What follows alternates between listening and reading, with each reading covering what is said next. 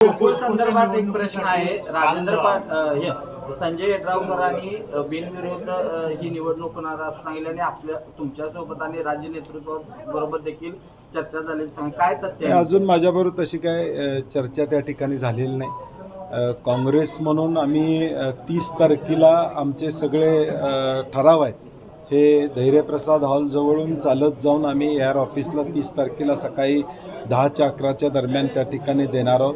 आम्ही लढाई करण्याची तयारी ठेवलेली आहे, कारण की गेल्या 5 वर्षात आम्ही म्हशीला असू दे गाईला असू दे जादा दर दिलेला आहे, पैसे वाचवण्याचं काम केलेलं आहे, शेतकऱ्याला न्याय देण्याची भूमिका या ठिकाणी घेतलेली आहे आणि गोकुळ टिकला पाहिजे ही भूमिका माझी प्रामुख्यानं आहे. नाहीतर आता भावकीचा वाद राज्यातला आहे तो आता जिल्ह्यात आला आणि आता तो गोकुळमध्ये आला. आपण गोकुळ टिकूया असं म्हणून होर्डिंग्स केले, त्याच्यावरूनच हसन मुश्रीफ म्हटले की आम्ही कुठं मोडाय निघालो, आम्ही वाढवाय निघालो नाही. आता गेल्या 3 महिन्यातली भांडणं बघितली तर काय चाललंय हे कोल्हापूर जिल्ह्यातला दूध उत्पादक सुज्ञ त्या सुज्ञ दूध उत्पादकांच्यापर्यंत लक्षात आलं की 4 पक्ष 5 पक्ष हे आत्ताच एवढं भांडा लागले तर पुढं काय होणार. हे सुज्ञ मतदार आहे आणि गोकुळचा मतदार हा पूर्णपणे सुज्ञ आहे, त्याचं अर्थकारण या गोकुळवर चालतं, त्यामुळे तो योग्य निर्णय घ्या. काल ठराव जमा करायला गेल्यानंतर नियोजनाचा अभाव मिळाला. मंत्री हसन मुश्रीफ यांना तिथं संताप व्यक्त करावा लागला. अधिकारी ऐकत नाहीत अशा पद्धतीची परिस्थिती. फोनवरून मालगाव यांना झापावं लागलं. जमत नसेल तर काम सोडा अशा पद्धतीची भाषा वापरावी लागली. कसं बघता एकूणच? कारण मुळात एक गट्ट्यांना शक्ती प्रदर्शन करणं किती योग्य होतं तिथनं सुरुवात आहे. आमचं म्हणणं होतं की प्रत्येक ठरावधारकांना स्वतंत्रपणे ठराव नेऊन त्या ठिकाणी द्यावे.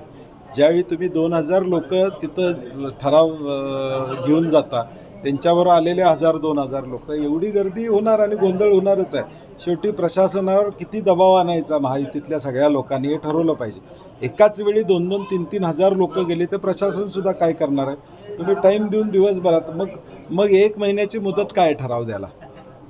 1 महिन्याची मुदत निवडणूक नियमावलीत 1 महिन्याची मुदत कशासाठी की दररोज 100-200 ठराव आले तर महिनाभरात त्या लोकांना त्याची पोच देता येते, त्याचं व्यवस्थितपणे नोंदणी करता येते. ठराव ज्यांना आणला त्याची आता काल झालेल्या ठरावात कोणी दिला, कुणाची सही आहे, नेमका ठराव दिलेलाच माणसानं दिला का नाही, आता ह्याचा थांग पत्ता लागणार नाही. त्यामुळे आम्ही पहिल्यापासून म्हणत होतो की ठीक आहे, शक्ती प्रदर्शन आपण एखादा मेळावा घेऊया, जद्दतीनं मेळावा घ्यावा, परंतु लोकांनी दररोज जाऊन ठराव दिले पाहिजे तरच त्या प्रशासनाला त्याची खातरजमा करता येईल. आता तुमच्या लक्षात येईल की ज्यावेळी 30 तारीख संपेल त्यावेळी दुबार ठराव किती आले.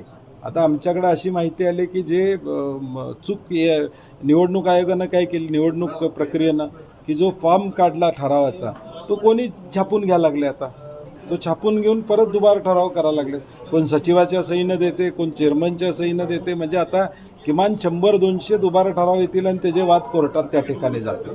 हे फेल्युअर ऑफ गव्हर्नन्स हा एक पार्ट त्यांचा निश्चितपणे. किंवा त्या ठरावाला एक QR कोड द्यायला पाहिजे होता जेणेकरून तोच ठराव त्याच डिरीत पोचलेला आणि तो एकच ठराव कायदेशीर म्हणजे उद्या ह्या दुबार ठरावाचा विषय आला नसता. परंतु हे मुद्दामून केलेलं नाही असं माझं मत आहे. पण प्रशासनाला कायदा सुव्यवस्था बिघडवायचा आहे असा थेट आरोप प्रशासकांवर मुश्रीफ यांनीच केला. सत्तेत असणाऱ्या मंडळींनी ते ठरवलं पाहिजे आणि प्रशासक शेवटी अधिकारी आहे, त्यांना कायदा सुव्यवस्था मोडून काय फायदा. म्हणजे त्यांना काय त्यातनं निष्पन्न होणार नाही. आम्ही काही गोष्टी करणं या ठिकाणी अभिप्रेत आहे. थँक्यू.